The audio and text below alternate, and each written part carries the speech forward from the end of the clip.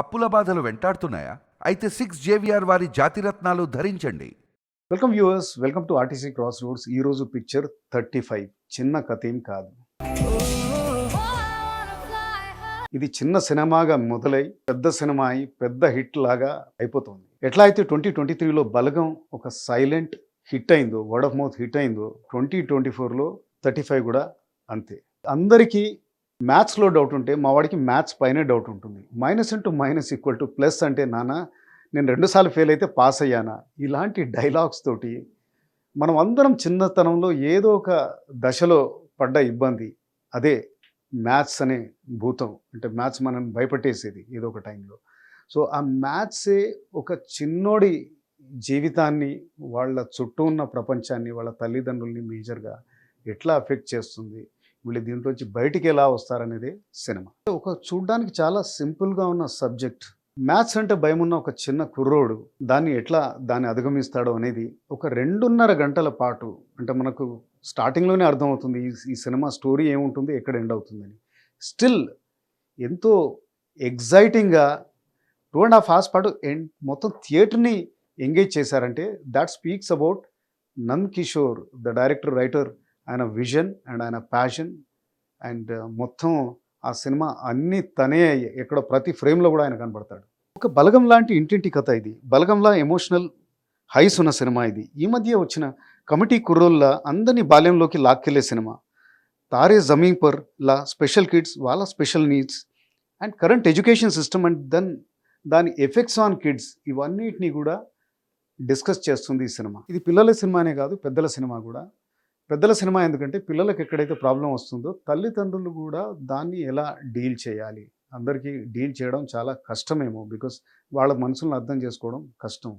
So ఒక problem ఏదైతే అందరికీ చాలా సింపుల్గా ఉంటుందో దాంట్లోంచి తన పిల్లోని బయటికి ఎలా తీసుకురావాలి. అయితే ఒక తల్లిగా ఇందులో పాత్ర నివేద అండ్ విశ్వ, సరస్వతి అండ్ మూర్తి పాత్రలో చేశారు. వాళ్ళు లిటరల్గా జీవించేశారు దీంట్లో.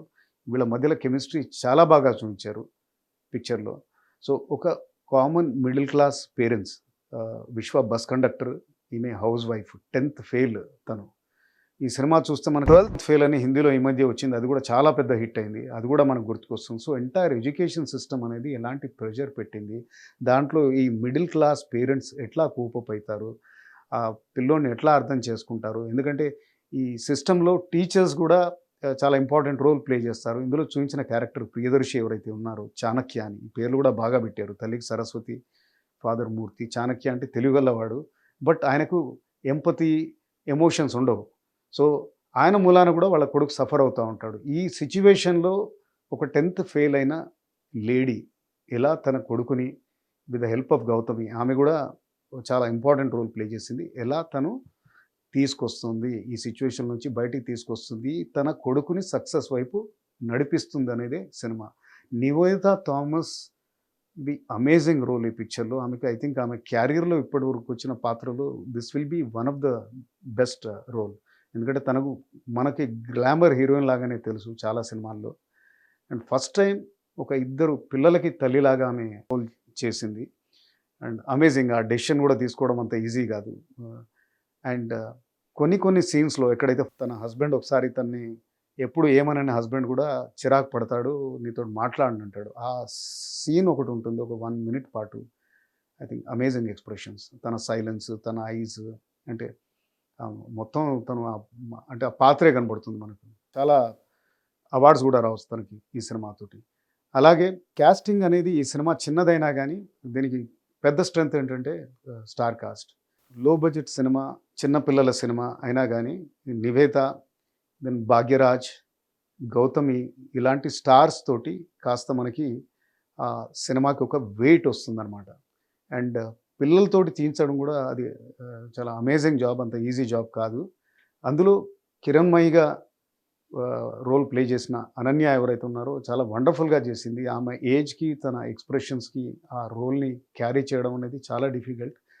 అండ్ తన పాత్ర ఎంటర్ అయ్యాకే సినిమా కాస్త స్పీడ్ అందుకుంటుంది. ఈ సినిమాలో ఉన్న ఒక ఫ్లా, కాస్త ఫస్ట్లో స్లో అనిపిస్తుంది, బట్ అది కిరణ్మయి ఎంటర్ అయ్యాక ఫాస్ట్గా ఉంటుంది.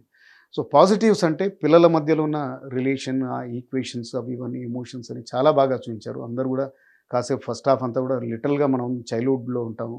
అంటే పిల్లల ఎమోషన్స్ లైక్ ఆ friendship between Arun and Pavan చాలా బాగా చూపించారు. అండ్ వాళ్ళ టీమ్ అంటే ఏంటి, అంటే ఈ పిల్లోడు భయపడే జీరో, ఆ జీరోని కూడా ఎలా ప్లేవర్డ్ లాగా ఎలా చేస్తారు, మళ్ళీ దాంట్లో నుంచి బయటికి ఎలా వస్తారు, that is one thing. And husband wife మధ్యలో వచ్చే ఎమోషన్స్ కూడా బాగా చూపించారు. అండ్ చాలా సింపుల్గా తీశారు. మనం ఏదో ఎక్కడో ఒక వేరే ప్రపంచంలోనే ఉన్నట్టు ఉంటుంది. మొత్తం తిరుపతిలో తీశారు. పెద్ద సెట్స్ అవి ఏం లేదు, ఒక ఇల్లు, ఒక school. But with great music by Vivek Sagar, మంచి పాటలు అండ్ సీన్స్ని ఎలివేట్ చేసే బ్యాక్గ్రౌండ్, ఈ అద్భుతమైన performance by all of the artist and excellent writing and direction. Moreover cinema అనేది ఎంటర్టైన్మెంటే, కానీ ఈ సినిమా ఎంటర్టైన్మెంటే కాకుండా అందరినీ కూడా ఒక ఆలోచనలోకి నెట్టేస్తుంది. అండ్ ముఖ్యంగా పిల్లల్ని ఎలా ట్రీట్ చేయాలి, ఎలా అర్థం చేసుకోవాలి, మ్యాథ్స్ అనేది ఫన్ లాగా ఎలా నేర్పించాలి అనేది కూడా బాగా చూపించారు చాలా సీన్స్లో. ఓకే, ప్రేమ ఉంటే, ప్యాషన్ ఉంటే, కామన్ సెన్స్ కాస్త ఉంటే, మ్యాథ్స్ అనేది భూతం కాదు. ఫర్ ఎగ్జాంపుల్ ఏదో నంబర్ని 5 తోటి మల్టిప్లై చేయమంటారు. చాలా డైరెక్టర్ మనకు ఆ ఒక సీన్లో సింపుల్గా దాన్ని 2 తోటి డివైడ్ చేసి 10 తోటి మల్టిప్లై చేసినా సేమ్ వస్తుందనేది చూపించారు. ఎక్సలెంట్. అంటే ఇంత క్రిస్టల్ క్లియర్ అండ్ చాలా పకడ్బందీగా ఉన్న రైటింగ్ ఇది. You should miss it. Please watch it in the theatres. My rating is 4/5. Thank you for viewing this and see you again.